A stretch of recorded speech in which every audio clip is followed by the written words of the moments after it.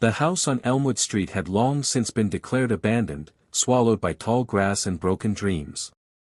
Its paint had flaked off decades ago, revealing the raw, splintering wood underneath. The windows were either boarded or smashed, and the front door hung slightly ajar, as if beckoning some poor soul inside. No one dared to enter, not after what happened with the grabber. People swore they still heard the phone ringing. 16-year-old Nolan Harper wasn't a believer in ghosts or urban legends. He was tall, lanky, and had an obsession with disproving small-town myths. That's why he was live-streaming on his phone as he approached the decaying house, flanked by his skeptical but nervous friend, Marcus. "You sure about this, man?"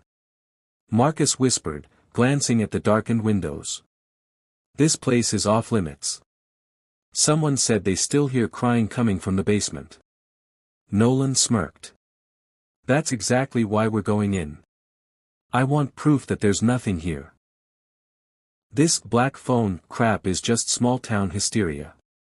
The floorboards groaned beneath their feet as they stepped inside. The air was musty, thick with mold and rot. A mummified raccoon carcass lay near the staircase, untouched and crusted in dust. The deeper they walked into the house, the colder it got. Unnaturally cold. Nolan's phone began to glitch. The camera flickered, static spiked across the screen, and the sound warped into a metallic distortion. "Dude, your phone's acting weird," Marcus said, already inching toward the front door. "Let's get out before it dies." But Nolan wasn't listening. He had found the basement door. It stood slightly ajar, as if waiting for them. "This is it," he whispered. The door creaked open, revealing a steep staircase leading into a darkness so dense it looked alive. The stench of mildew and something rotten drifted up to meet them. Marcus protested, but Nolan descended first, phone in hand, light barely piercing the thick gloom.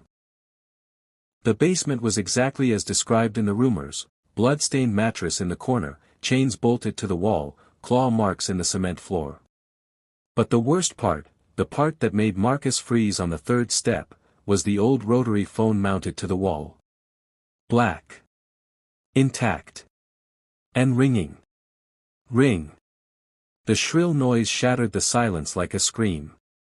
Nolan spun, nearly dropping his phone. Marcus bolted back up the stairs. "Nolan. Let's go." But Nolan stood frozen in front of the phone, his eyes wide. It was ringing again. It echoed in his skull. Ring. There was no electricity in the house. Ring. His hand moved on its own, reaching for the receiver. "Nolan, don't touch it." Marcus cried from the top of the stairs. Too late. Click. He held the receiver to his ear. There was silence on the other end, then breathing. Shaky. Weak. "Hello?" Nolan whispered. A child's voice answered, trembling. "He's still here." Nolan swallowed hard. "Who?" "You woke him up. You shouldn't have touched the phone. Now he sees you." Click. The line went dead.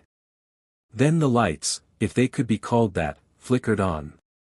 A dim, greenish hue filled the basement, revealing more horrific details Nolan hadn't seen before: a wall smeared with bloody handprints, fingernails embedded in the mortar, and names scratched onto the concrete: Griffin, Bruce, Robin, Vance, Billy, and dozens more. The phone began to ring again. Louder this time. Insistent. Unrelenting. Ring. Ring. Ring. Nolan stared at the names. New letters began etching themselves into the wall before his eyes, carved as if by an invisible hand. Nolan. He stumbled back in horror. Upstairs, Marcus screamed. Nolan rushed up the stairs, yelling his friend's name.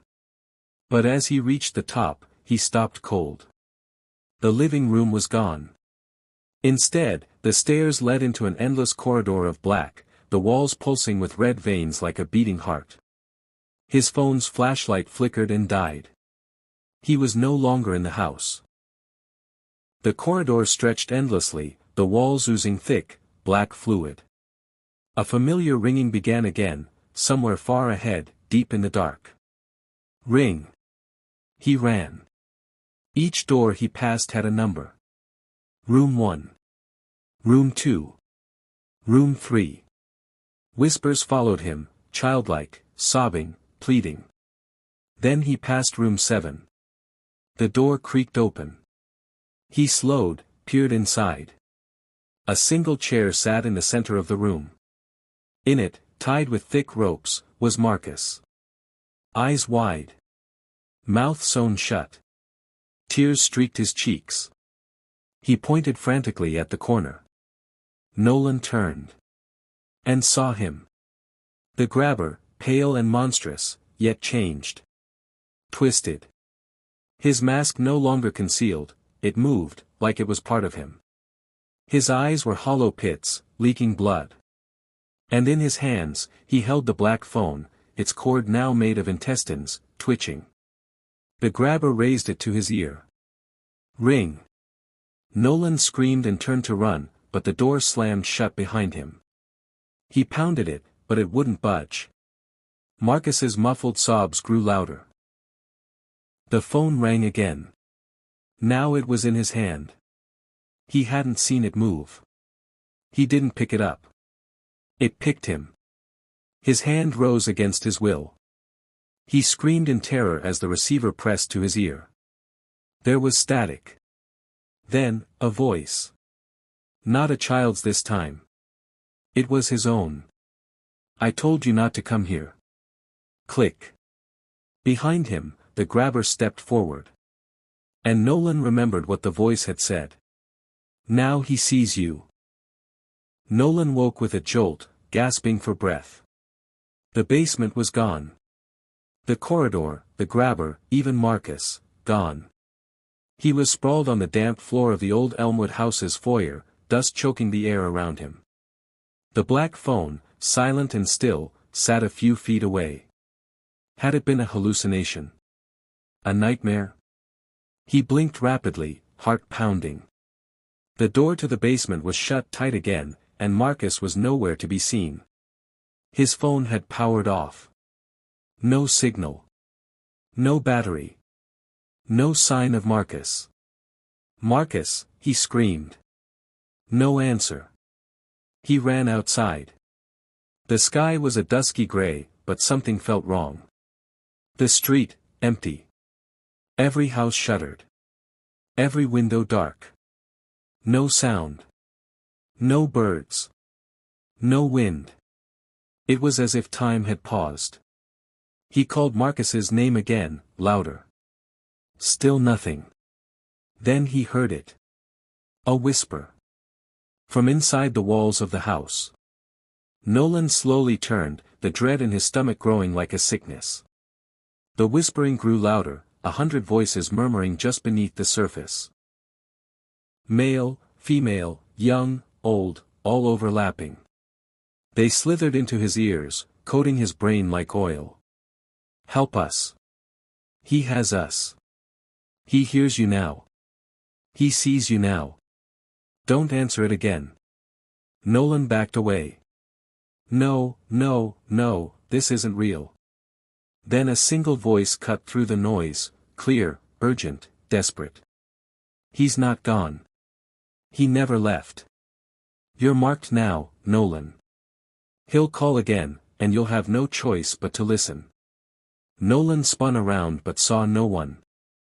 The voice came from inside the wood, inside the pipes, the very structure of the house. Another whisper echoed, barely audible. Ring. His eyes shot to the basement door. It hadn't opened. But the phone was ringing again, softly, distantly. The sound wasn't coming from below this time. It was coming from inside his backpack. Hands trembling, he unzipped it. The black rotary phone. It was there. As if it had followed him. Ring. He screamed, throwing the pack across the yard. The phone shattered, split in two, wires exposed, plastic cracked. But the ringing didn't stop. Ring. Ring. It echoed through the yard, vibrating through his bones. He clutched his ears and ran down the street, tears brimming in his eyes. No matter how far he ran, the ringing followed, an auditory shadow growing louder with every step. Nolan burst into his house, slamming the door behind him, panting. His mother looked up from the kitchen. "Nolan. Where's Marcus?"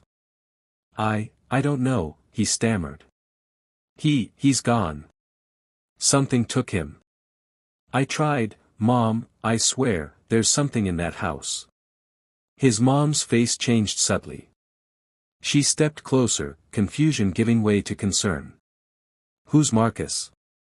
Nolan froze. "What?" She frowned. "You said Marcus.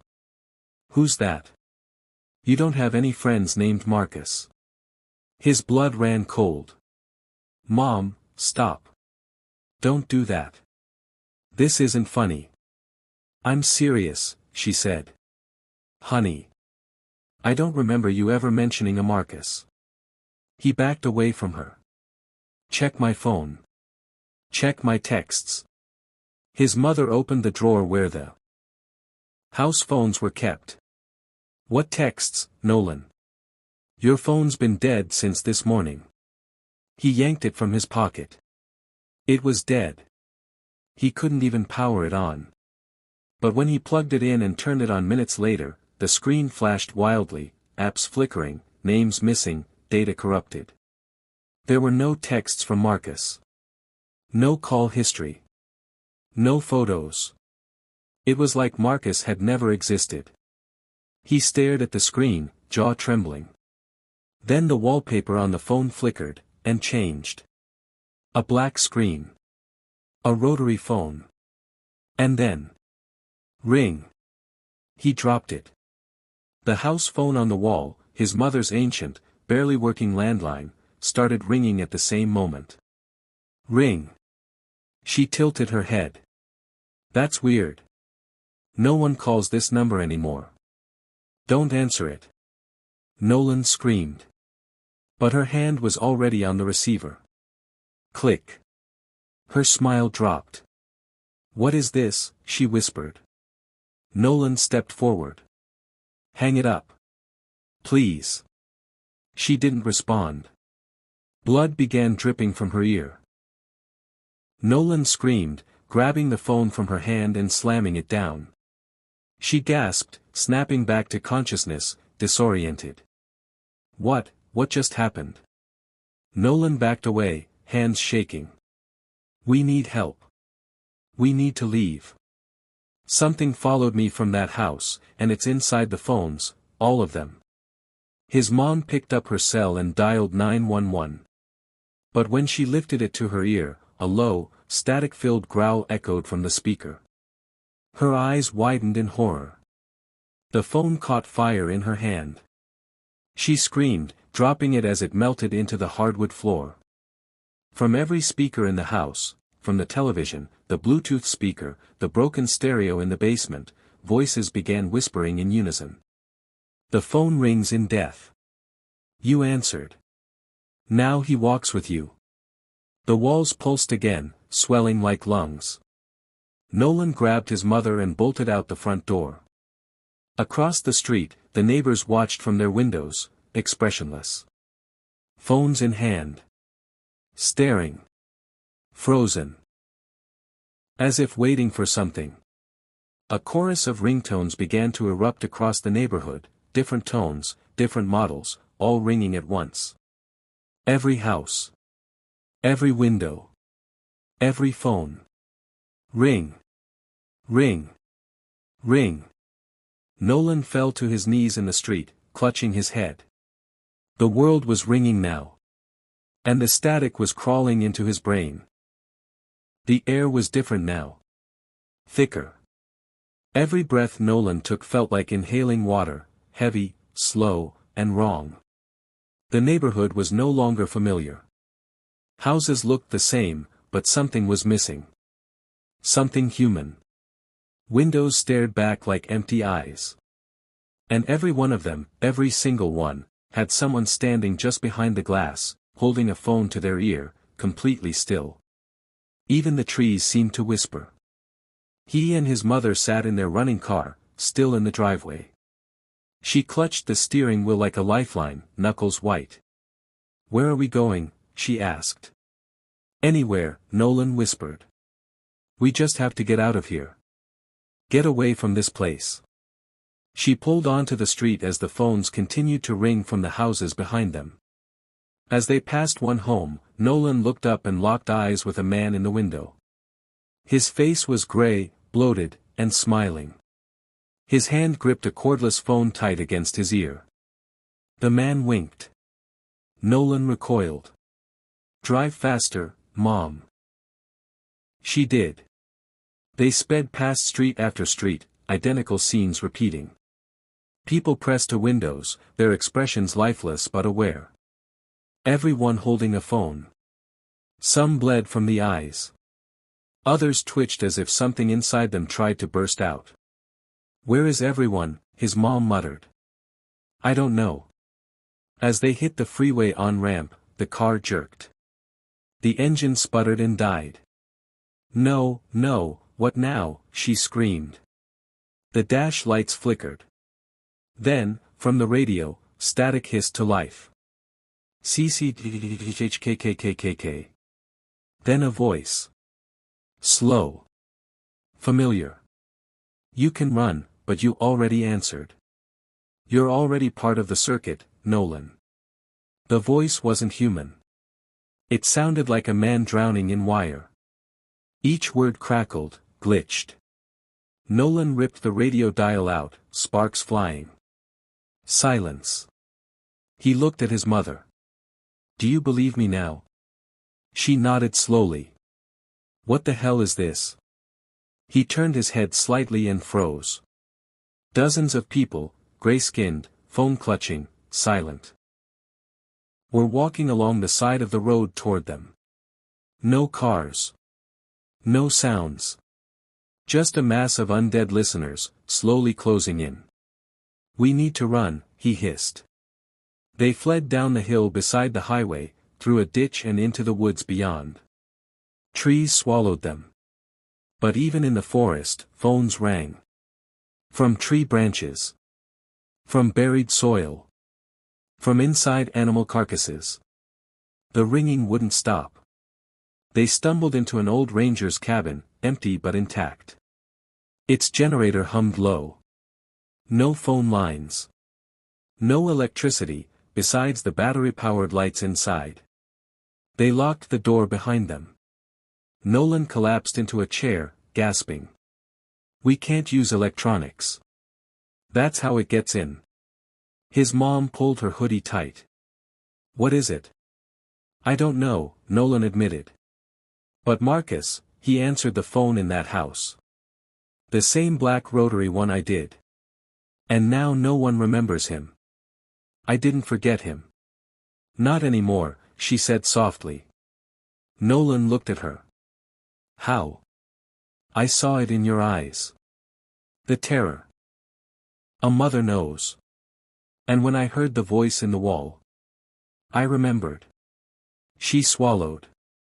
Marcus had that scar on his eyebrow. He was over every weekend. He existed. Something's trying to erase him. Nolan nodded slowly. "And we might be next." The cabin lights flickered. His mother stood up. "We should go deeper into the forest, find a ranger, a hunter, anyone." "Ring." They both froze. The sound came from the wall. "Ring." Nolan turned his head. A black rotary phone, the same one, was mounted on the wall now. It hadn't been there before. His mother screamed and backed away. The phone kept ringing. Ring. Then, without touching it, the receiver lifted on its own, dangling, swinging like a noose. A voice oozed out of the earpiece, wet and slow. "You left the line open too long. Now he can speak through anything." From the shadows of the room, whispers returned. A low rumble vibrated through the floorboards. Thump. Something moved under the floor. Nolan grabbed a fire axe from the wall. We can't stay here. Suddenly, the lights burst. The generator sputtered and died. Darkness swallowed them. In the silence, something dragged its fingernails along the walls, scratching, slow and hungry.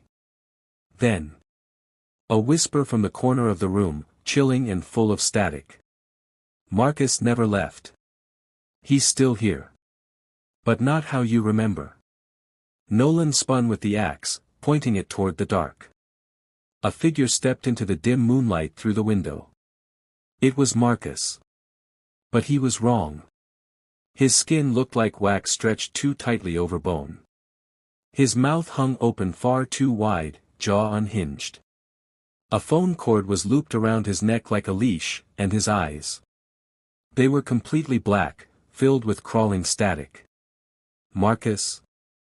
Nolan whispered. Marcus tilted his head, grinning. Then he spoke. But not with his voice. The words that came from his mouth were a chorus of hundreds of overlapping voices, all screaming. Answer the call. Nolan screamed and swung the axe. But Marcus vanished in a burst of static before the blade could land. The phone on the wall rang again. Nolan and his mother ran. Through the forest, away from the cabin and the phone that rang even after the walls caved in. Behind them, Marcus, or the thing pretending to be him, howled through 1,000 voices at once, the sound rippling through the trees like a bomb of static and dread. The air was alive with a frequency too low to hear but too strong to ignore.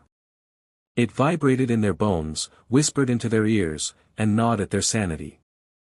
They didn't look back. Eventually, they reached a clearing. A collapsed hunting tower jutted from the undergrowth like a snapped spine. A rusted metal door lay nearby, partially buried under moss and leaves. It was a storm bunker. Nolan yanked the door open. The hinges screamed. A stairwell descended into darkness. They hesitated only a moment before climbing down. Inside, it smelled of rust, mold, and old rainwater. The cement walls were cracked. But it was silent. No phones. No whispers. For now. Nolan lit a flare. The orange glow painted shadows that danced and pulsed like dying embers. They sat in the corner, catching their breath, listening to the nothingness above. His mother finally spoke. That thing. Marcus. That wasn't him. Nolan didn't reply. He was staring at the ground. Drawings. Etched into the floor with fingernails or worse. Spirals, eyes, phone cord strangling stick figures, towers made of bones and rotary dials. At the center, one phrase repeated over and over. The ones who answered. And below it. We don't hear the dead. We hear the void. His breath caught in his throat. These drawings, whoever was here before us. They were trying to warn someone, his mom whispered. Then something happened. The flare in Nolan's hand hissed louder. Its light sputtered, flickering violently. And then. A telephone ring. From inside the bunker. Nolan dropped the flare, and it sizzled against the floor. The ring was shrill. Close. Somewhere to the left. He followed the sound, hands trembling. A hole had been punched into the wall. Beyond it, another room, maybe part of the original bunker layout. And in the center, surrounded by bloodstains and dead rats, sat a rotary phone. Its cord writhed like a snake. Ring. Ring. He stepped closer, his ears ringing. Nolan, no, his mother said, pulling his arm. We've seen what happens. I need to know who they are, the ones who answered. No you don't, she cried. You need to stay alive. But the phone stopped ringing. The receiver lifted on its own. A voice came through, not speaking, but humming. A child's lullaby. Then, words. "They're still here, Nolan. Trapped. Waiting." He couldn't help it. He stepped forward and took the receiver. The moment his fingers touched it, his mind split open. He saw them. A room. Walls painted in flesh. Phones hanging from meat hooks.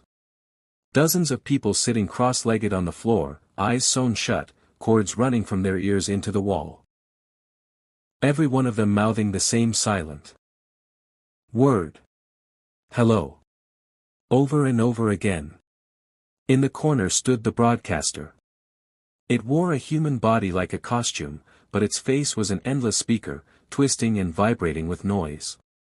Black cord stretched from its spine into the ceiling. Its fingers were dials. Its mouth buzzed with static. It turned toward Nolan, no eyes, just sound, and grinned. Nolan dropped the phone. He fell back, screaming. Blood dripped from his ears.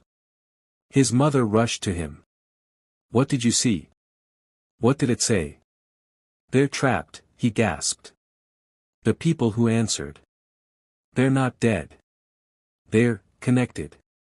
To what? He looked at her, eyes wide. "The signal." She froze. "What signal?" "I don't know, but it's alive. And it's growing stronger. Every time someone answers, it spreads. Like a virus." They both turned toward the phone, now silent once again. Then the wall behind it cracked. A human hand burst through the cement, gray and twitching, phone cord wrapped around the wrist like a parasite.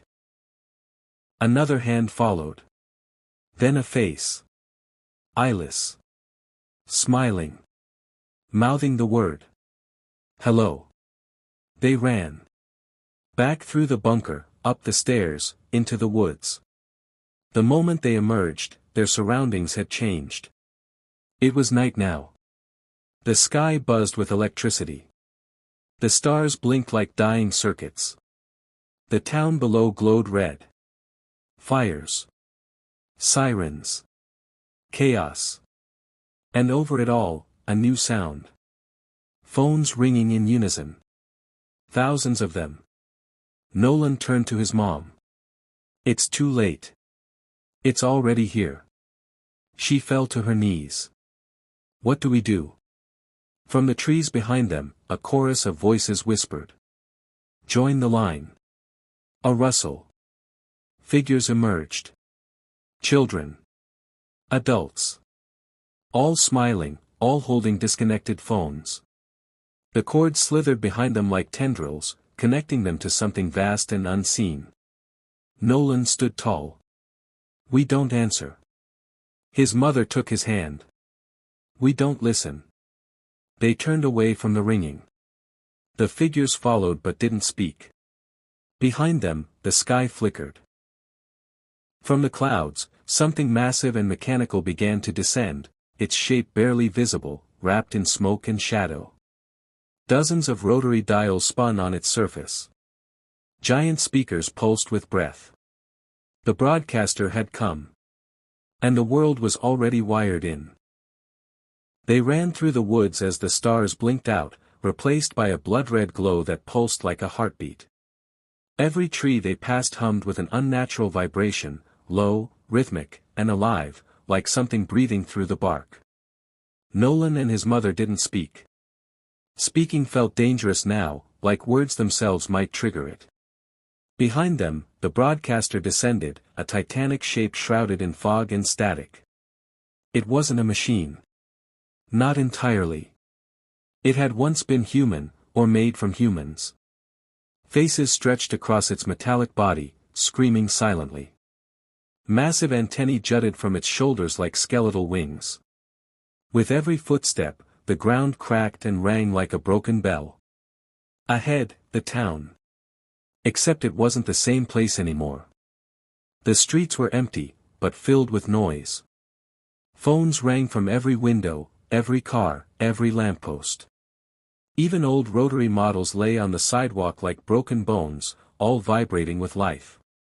Cordless, wired, mobile, it didn't matter. The signal had infected everything. They crept through an alley between the back of a diner and an abandoned bookstore. The neon signs buzzed erratically, spelling out warped messages. Pick up. Join the call. You're never alone. Nolan held his mother's hand tightly. We can't stop it, he whispered. No. But maybe we can cut the line. She pointed to the old telephone exchange building, the control hub from decades ago. Before cell towers. Before satellites. The building loomed at the end of the main road, wrapped in wires like ivy, and pulsing red. If we get inside, she said, we might be able to find the origin of the signal. She nodded. If we shut that down, maybe we can stop the spread. Maybe. But something was already waiting. As they neared the exchange building, the ground cracked open. A swarm of callers emerged from below. Men, women, children, once human, now half flesh, half wire. Their faces were stretched by speaker grills. Corded throats pumped with static. Phones jutted from their chests like tumors. And they were all whispering. Answer the call. Nolan froze. They couldn't run. Not now. Go, his mom hissed. I'll distract them. You get to the hub. No. I'm not leaving you. You have to. Suddenly, a low warble filled the air. The callers stopped. Their heads turned slowly toward a distant noise. Re-eyeing. A new phone was ringing. From inside the exchange. Their attention diverted, the callers retreated like insects to a hive. Now's our chance, Nolan whispered. They sprinted, ducking under fallen streetlights and hanging cables. The front doors of the exchange creaked open on their own, revealing an impossible interior. The building had grown. Inside was no longer just hallways and offices, it had become a cathedral of communication. The walls were layered with phones, embedded in concrete like eyes. The floor throbbed with circuitry. A massive staircase spiraled upward into blackness. And from some. Where high above came that same phone ringing, impossibly loud now. They climbed. Each step triggered a voice from the walls. This is Marcus. Don't trust the signal. It's not dead people. It's something older.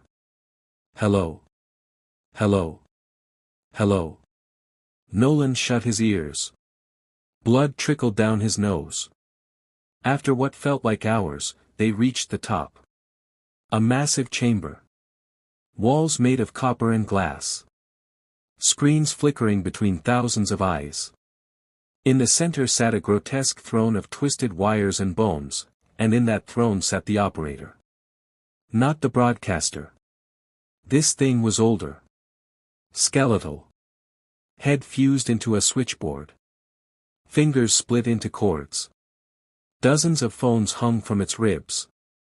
And in its lap, the black phone. The original. Its cord stretched into the ceiling like an umbilical cord to the heavens. The operator's voice came through every phone at once, in a deafening chorus. Welcome to the line of no return. Nolan stepped forward. We want to end this. You already answered, the operator whispered. We never picked it up. But you heard it, it replied. And that was enough. The moment the signal reached your ears, you became part of the frequency. You are already transmitting. Nolan trembled. Then let us talk to it. The operator hissed. You don't talk to the signal. You surrender. Nolan lunged toward the black phone. His mother screamed, no. But it was too late. He grabbed it, and the world exploded into white. He was floating. Not in space. In sound. A sea of signals. Buried voices. Lost calls. Each one repeating like echoes in a canyon. Around him floated others, people caught in mid-conversation, some crying, some screaming, all unable to stop repeating the same message. "Can you hear me? Can you hear me? Can you hear me?" And far beneath him, rising like a mountain of metal and bone, was the broadcaster. Feeding. Growing. The more people who heard, the stronger it became. And now, it knew Nolan's voice. He gasped and dropped the phone. Back in the chamber. His mother caught him before he collapsed. "It's the phones," he said, wheezing. "We can't destroy them all. But we can destroy the first one." He pointed to the black phone. "This is the origin." The operator rose from its throne. But before it could stop them, Nolan's mom pulled a flask from her coat, lighter fluid, and doused the phone. "Got this from the cabin," she said. "Let's cut the damn line." She lit a match and dropped it. The black phone went up in flames. The operator screamed, a sound that shattered every phone in the room. And far away, the broadcaster froze. Its signal broke. Silence. Real silence. No ringing. No whispers. No static. For the first time in days, nothing. Nolan fell to his knees. But as he breathed in relief, he heard one last sound. Not loud. Not angry. Just one gentle click. The sound of a receiver being picked up. The fire raged within the telephone exchange, devouring the throne of wires, the screens of watching eyes, and the operator's static-saturated body. Nolan and his mother stumbled down the spiraling staircase, coughing from the smoke, half blinded by the flickering red glow that pulsed like the dying heartbeat of a machine god. Outside, the sky had changed again. It wasn't red anymore, it was pitch black, but wrong. The stars had returned, but they weren't the same stars. They pulsed and twisted, like they were alive. Like they were watching. The town was silent. No phones rang. No whispers echoed. The callers had vanished like ghosts exorcised from the land. The streets were empty. They walked in eerie silence. Nolan's mother looked back at the burning building behind them, her eyes sunken and hollow. "It's over," she muttered. Nolan shook his head. "No. It's not." He could feel it. Like a tremor beneath his skin. A residue. The black phone may have burned. But the signal was still alive. Somewhere. Then he heard it. Click. Bzzzzzzzzzzzt. A soft, pulsing tone. A dial tone. Coming from his pocket. He froze. Reached in slowly. And pulled it out. His phone. The cracked, old flip phone he hadn't used since middle school. Dead for years. He had left it in his jacket weeks ago. It shouldn't even have power. The screen lit up. Incoming call. But there was no number. Just a symbol. An eye. Wide open. Slitted and red. Nolan stared. The dial tone grew louder. His mom grabbed it and hurled it into the street. It shattered. The tone didn't stop. Instead, every phone on the block suddenly lit up. From shattered displays to discarded cordless handsets, they all came to life again, vibrating in place, screens flickering. The dial tone swelled into a scream of synthetic agony. Nolan turned to the sky. Something was coming. The world broke in half. From the sky descended the broadcaster. But it had changed. It was no longer just a beast made of metal and flesh. It had absorbed the operator. Its antennas had multiplied, now forming a twisted crown. The faces on its body had grown, hundreds now, stitched together by cords and dripping with black fluid.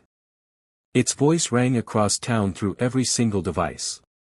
"You think you cut the line, but you just switched frequencies." The air warped. Reality rippled like a heatwave. Buildings melted into shapes, then reformed, pulsing in time with the dial tone. The town itself was becoming a signal. Nolan and his mother ran. Where? It didn't matter. Away. But there was no away anymore. They passed a television store, and every screen flickered on simultaneously. Their own faces appeared, panicked, running, distorted. Then something worse. The children. All the ones who had disappeared in the last few weeks, friends, classmates, neighbors. They stood inside the screens, eyes hollow, whispering in perfect unison. Join the call. Join the call. Join the call. Nolan screamed. A new voice cut through. Nolan, don't listen to them. It came from behind a dumpster. From a rotary phone. Buried beneath garbage. He picked it up. Who is this? He whispered. Finney. The name chilled him to the bone. Finney Blake. From the first case. The first boy who was taken years ago. The one who died in that basement, the original victim of the grabber. Why, you're dead, Nolan stammered. So is the line. But that didn't stop it, did it? The signal found us. Found me. It used the pain, the fear, the static of our screams, and fed on it. What do I do? End the call. The line crackled. Died. Silence. Then. Click. And the rotary phone melted in his hands. He knew what he had to do. They made it to the cemetery. The graveyard on the edge of town. Where the original grabber victims were buried. Finney. Bruce. Billy. Gwen. The ones who had called through the black phone. Their graves were glowing. Not with light. But with sound. The dial tone pulsed from beneath the dirt. The signal hadn't started in the phone exchange. It had started here. The broadcaster landed behind them, smashing tombstones beneath its massive feet. It didn't roar. It just broadcast a scream that made the air bleed. Nolan looked at his mother, eyes brimming. It used the pain of the dead. The kids. It fed off what happened here. And it won't stop unless we break the loop. What loop? She asked. The one that keeps calling. He stepped forward, toward the graves. Use me, he whispered. Take my voice. The broadcaster paused. Nolan closed his eyes. And answered the signal. He screamed, not in fear, but with every ounce of will, pain, defiance, and sorrow. His scream wasn't a broadcast. It was feedback. It tore through the dial tone, through the graves, through the wires that snaked beneath the town. The broadcaster convulsed, as if struck by lightning. And the graves began to break.